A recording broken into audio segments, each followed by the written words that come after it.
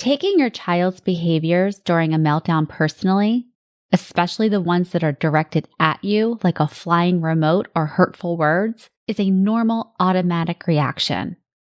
That said, it is never helpful. In this episode, I am going to teach you a parenting hack for separating the child you love from the behaviors you don't. Keep listening.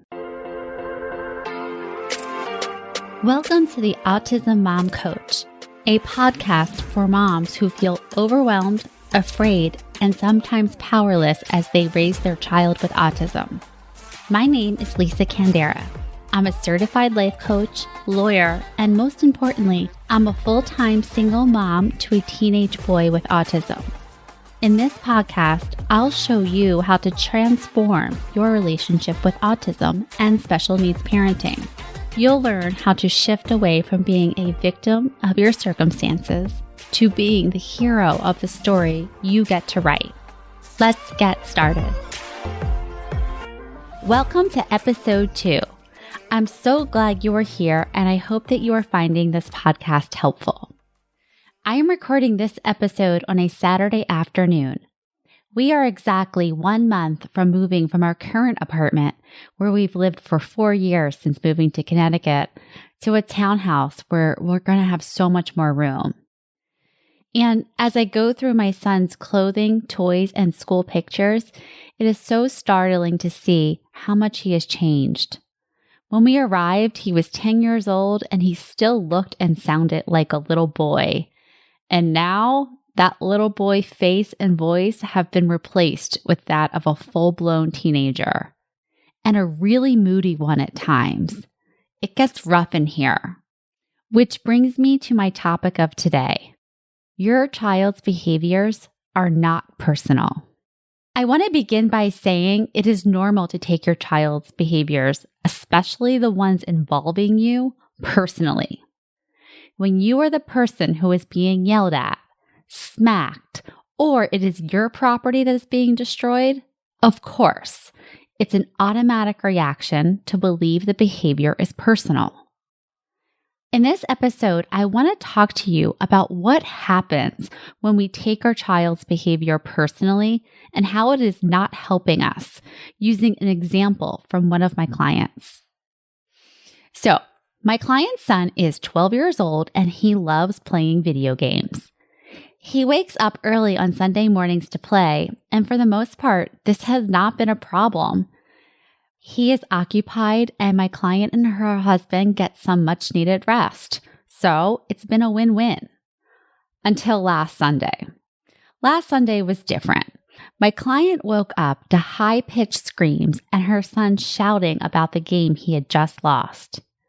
She entered the room, asked him to stop screaming, and also asked him to put the remote down because she did not want another shattered TV.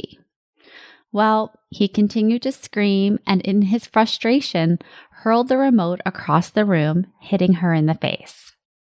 When we take our child's behaviors personally, we make it personal. First, we make it about our child. We judge them. Here were some of my client's thoughts about her child's behavior.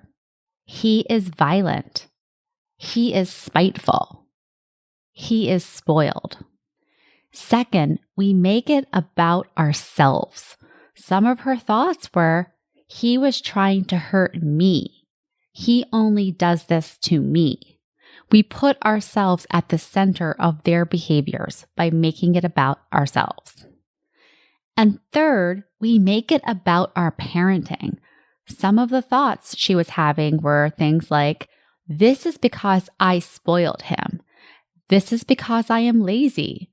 This is because I like to sleep in on Sunday mornings. And here's the problem with all of this.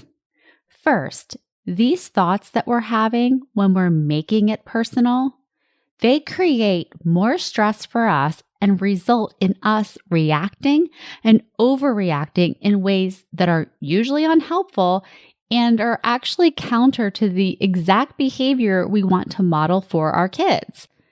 In other words, we start acting like they're acting. For example, when my client was having the thought, he is violent and feeling angry, She yelled and screamed at her child, further escalating the tension for both of them. Second, when we make it personal, we create disconnection with our child. When we are thinking that our children are aggressive or violent or spoiled or disrespectful, it's really hard to think well of them.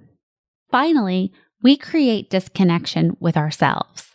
When we are thinking we raised a terrible child or that our child's behaviors are our fault, we begin to lose trust in ourselves and confidence in our own parenting abilities. Here's the good news. Your child's behavior may involve you, but it's not about you. This is because during an autism meltdown, your child is in a survival response. Adrenaline and cortisol are running the show, and rational thought is offline. To understand what is happening during an autism meltdown, it is helpful to have some background about our brain's limbic system and prefrontal cortex. The limbic system is the emotional part of the brain. It manages our behavioral and emotional responses, especially when it comes to behavior we need for survival. The 4 F's: feeding, fighting, fleeing, and fornication, or whatever you like to call it. When it senses danger, it acts lightning quick by activating our body's fight-flight response. The prefrontal cortex, on the other hand, is our thinking brain. It contributes to a wide variety of executive functions like impulse control, emotional regulation, language and communication. In other words, areas all children, and especially our neurodivergent children, struggle with on a good day. Unlike the limbic system, the prefrontal cortex does not act immediately. It takes a couple of minutes to come online, assess the situation with logic, and then make decisions. So, think of the limbic system as a toddler who hears the word no and immediately starts screaming, kicking, and flailing. And the prefrontal cortex as the adult who takes in the information, assesses it, and then decides how to proceed. Now let's apply all of this to what is happening for our children during a meltdown. The limbic system has sensed danger.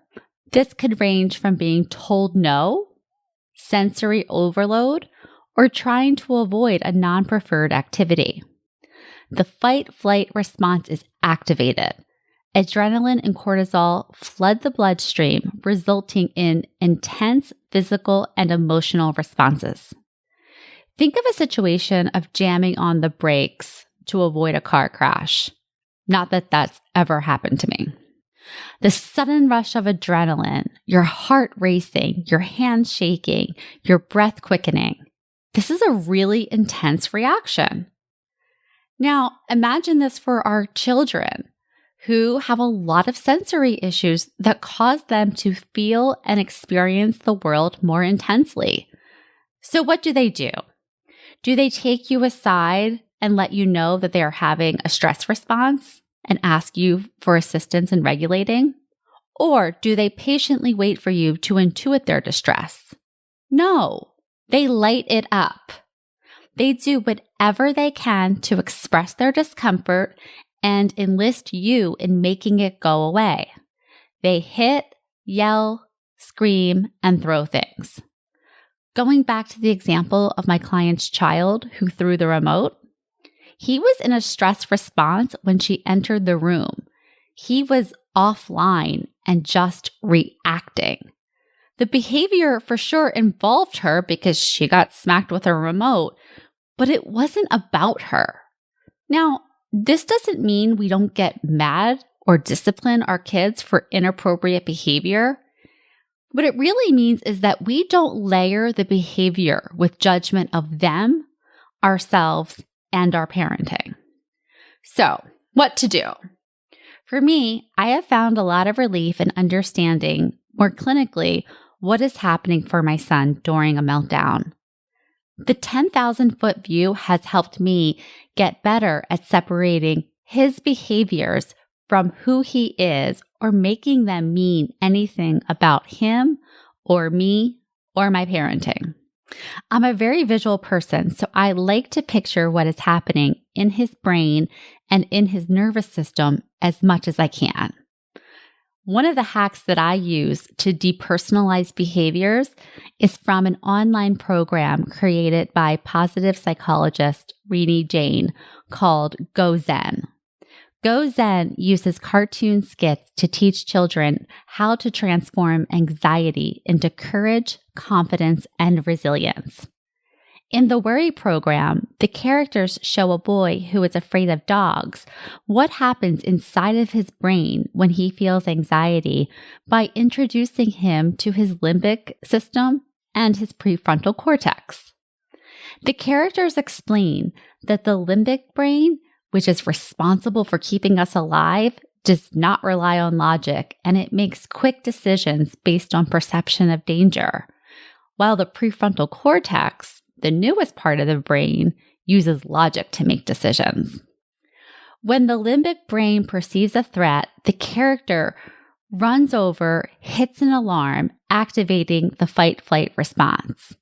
From there, swoosh, the brain releases chemicals into the bloodstream, preparing the body to fight or flee.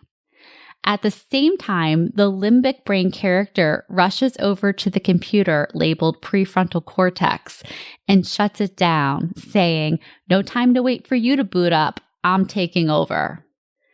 It's an entertaining little visual. Alarm goes off, prefrontal cortex shuts down, and fear and anxiety are running the show. When I can view my son's behaviors through this lens, it reminds me that it's not personal. He is experiencing an intense emotional and physical reaction, made all the more intense by his sensory issues that he's unable to manage. In addition, his thinking brain is offline, so he's unable to access his rational thinking or his strategies. This is not personal helps me slow down my racing thoughts and my urge to control him. As a result, I'm not melting down right alongside of him, and I'm able to make decisions from my rational brain. Of course, this is not all the time. Sometimes my stress response is triggered and I react. Still, it is worthwhile to begin to practice the skill of depersonalizing your child's behavior in any way that you can. The more you do this, the easier it will be for you to respond. Before I go, I want to tell you how you can enter to win a fabulous gift package. I'm going to be giving away 3 self-care packages to 3 lucky listeners who follow, rate, and review the show. These gift packages will be from DeRoss & Langle in Philadelphia, which is one of my favorite places on earth. I'd love for it to be a 5-star review, of course, although it doesn't have to be. I want you to be honest with your feedback so I can create a show that provides tons of value. Visit theautismmomcoach.com/podcast launch to learn more about the contest and how to enter. I'll be announcing the winners on the show in upcoming episodes. Thank you for listening. Thanks for listening to the Autism Mom Coach. If you want more information or the show notes and resources from the podcast, visit theautismmomcoach.com. See you next week.